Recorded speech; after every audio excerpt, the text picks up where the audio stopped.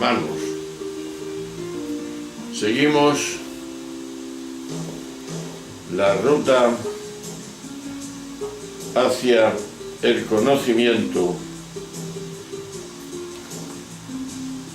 de Jesús de Nazaret.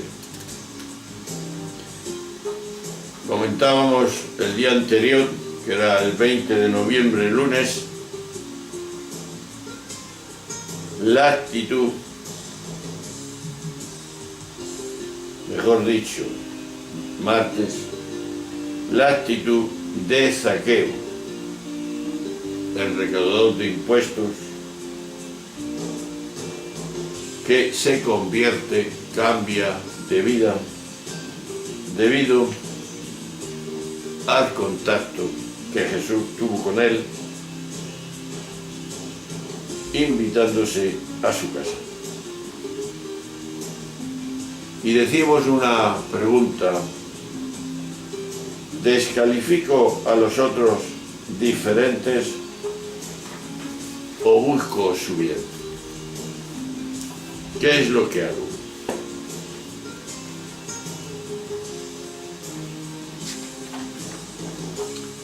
Veamos.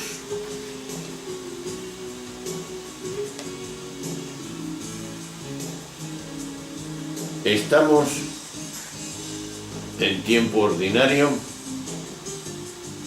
el 22 de noviembre, miércoles del año 2017, en el ciclo A de la liturgia de la Iglesia Católica, y ahora vamos a leer un evangelio del día de Lucas 19, del 11 al 28, que es un poco largo. Es una parábola sobre el reino de Dios que nos hará bien a todos si la leemos o la escuchamos con atención. En aquel tiempo dijo Jesús una parábola. El motivo era que estaba cerca de Jerusalén y se pensaba que el reino de Dios iba de despuntar de un momento a otro. Dijo pues: un hombre noble se marchó a un país lejano para conseguir el título de rey. Y al volver, después, llamó a 10 empleados suyos para que le repartió 10 onzas de oro, diciéndoles: negociad mientras vuelvo. Sus conciudadanos, que le aborrecían, enviaron tras él una embajada para informar: no queremos que el rey sea nuestro rey. Cuando volvió con el título real, mandó llamar a los empleados a quienes le había dado el dinero para enterarse de lo que habían ganado cada uno. El primero se presentó y dijo: Señor, tu onza ha producido 10. Él contestó: muy bien, eres un empleado cumplidor. Como has sido fiel en una minucia, tendrás autoridad sobre 10 ciudades. El segundo llegó y dijo: tu onza, Señor, ha producido 5. A ese le dijo también: pues toma el mando de 5 ciudades. El otro llegó y dijo: Señor, aquí está mi onza. La he tenido guardada en el pañuelo, que tenía miedo porque eres hombre exigente y reclamas lo que no prestas y siegas lo que no siembras. Él le contestó: por tu boca te condeno, empleado holgazán. Con que sabías que soy exigente que reclamo lo que no presto y ciego lo que no siembro, pues, porque no pusiste mi dinero en el banco. Al volver yo, lo habría cobrado con los intereses. Entonces dijo a los presentes: quitarle a este la onza y dársela al que tiene 10. Le replicaron: Señor, si ya tiene 10 onzas, os digo que el que tiene se le dará, pero al que no tiene se le quitará hasta lo que tiene. A esos enemigos míos que no me querían por rey, traerlo acá y degollarlos en mi presencia. Dicho esto, echó a andar delante de ellos, subiendo hacia Jerusalén. Este pasaje, pues lo hemos leído muchas veces, como todos, pero hace muy pocos días también salía algo parecido. Comentamos. Lucas ofrece una visión modificada de la conocida parábola de los talentos, que es la que vimos el otro día, que se lee en el Evangelio de Mateo, en el capítulo 25, del 14 al 30. Las inclusiones que hablan de un rey, de la embajada que le envían sus ciudadanos y de la represalia final, parece contener diferencias históricas concretas. Por algún motivo se mezclaron un poco acierto de la narración de la parábola. La lectura literal de este tipo de parábolas suele incidir a engaño, por cuanto parece fomentar el viejo esquema característico de toda religión mercantilista: donación, exigencia, recompensa, positiva o negativa, según lo hayas hecho. De aquí que cualquier lector honesto le chirría, le llama la atención, se enfurece, no lo entiende. Tanto la imagen de Dios que parece transmitir, como aquel modo de entender la vida en clave de mérito y recompensa, Jesús no lo acepta. Todo ello nos hace ver que la lectura ha de ser de otra forma. Dejando de lado la literalidad, podemos entender la narración como una llamada a favorecer que la vida, onza de oro, fluya y de todo su fruto en el lugar de ahogarla, permaneciendo encerrados en el pequeño ego que solo busca sobrevivir en su onza de confort.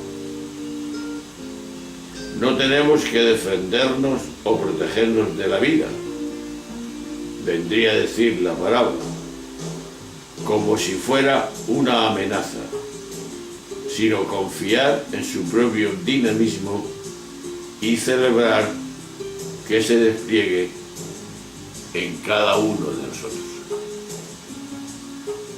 Esto es psicología pura y acierto en lo que debe ser, no el interés que se expresa en nosotros por el ego, sino que favorece la dimensión de que esa onza de oro es asimilada no para unos méritos, sino por una dimensión que en sí misma cada uno tenemos, por lo que somos. Pues entonces de aquí la pregunta es obvia. Siento que en alguna ocasión me defiendo de la vida, me justifico de la vida, ¿por qué?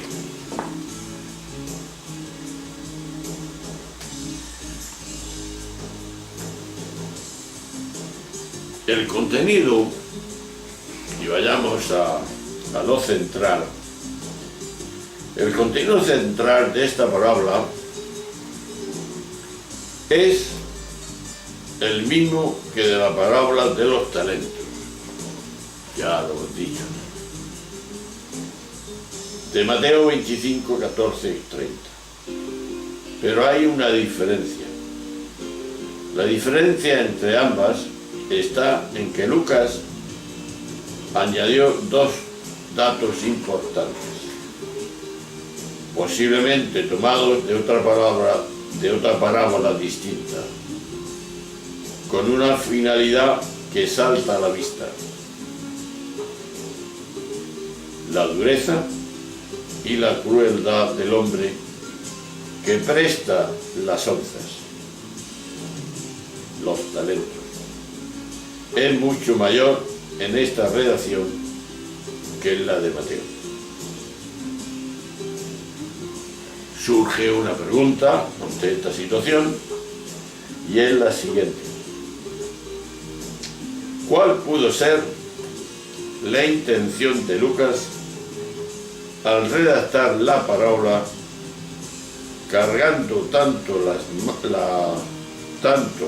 la mano para descartar lo peligroso que efectivamente era el dueño del dinero y que además era prepotente y cruel?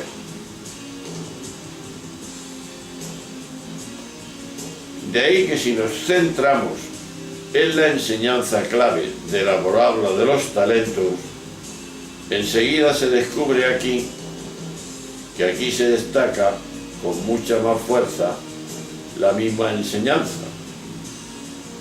El miedo religioso, por más justificado que pueda estar, es la ruina total de quienes buscan a Dios. El miedo. Del miedo hemos hablado mucho y no hablamos ahora.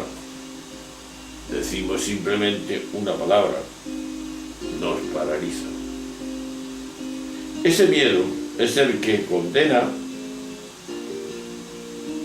a la esterilidad, al fracaso pastoral y a la ruina, porque deforma la imagen de Dios hasta el extremo de ver en el Padre de Jesucristo al tirano que degüella a quienes no están de acuerdo con la enseñanza y manda la religión. Semejantes monstruos engendran monstruos. Y por último, nunca insistiremos lo suficiente, todas las personas un poco sensatas, en la importancia y la urgencia de creer en el Dios de la misericordia y no del tirano y no del jurista. Da pena que en estas oraciones oficiales de la Iglesia, en la liturgia, se repita tanto la invocación al Dios omnipotente y su Piterno. ¿Qué se aclara aquí?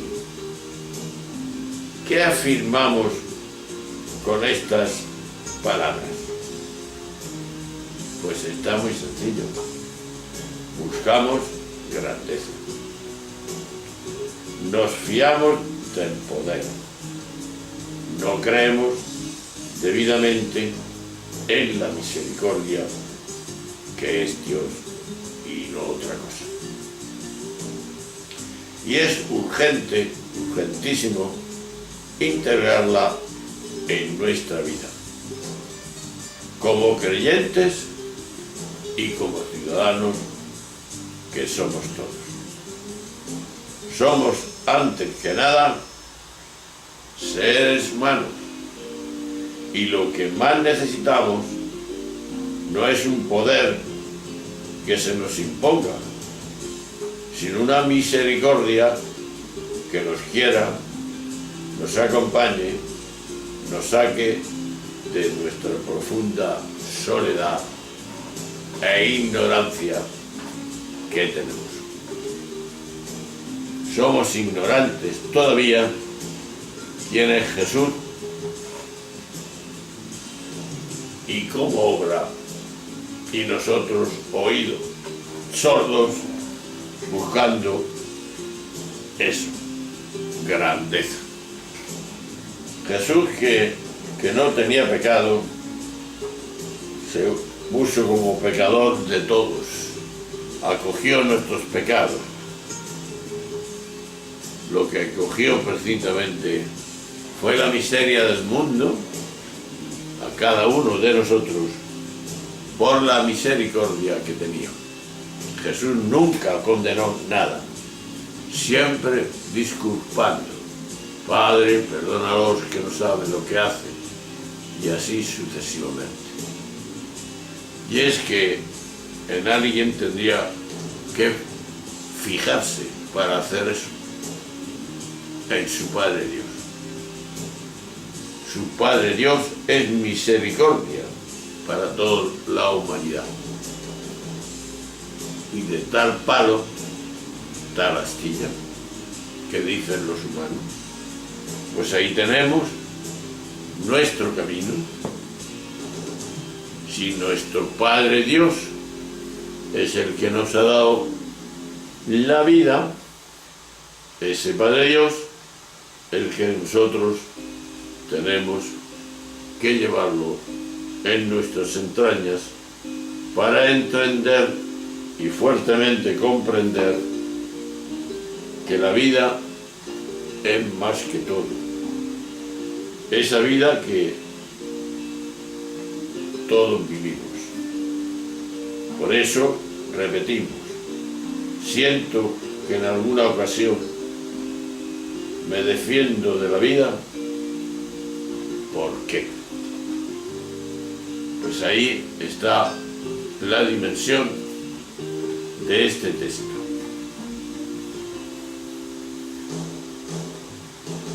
Un saludo muy fuerte y nos vemos en la próxima sesión, que será el 23 de noviembre, jueves. Un abrazo, hasta luego.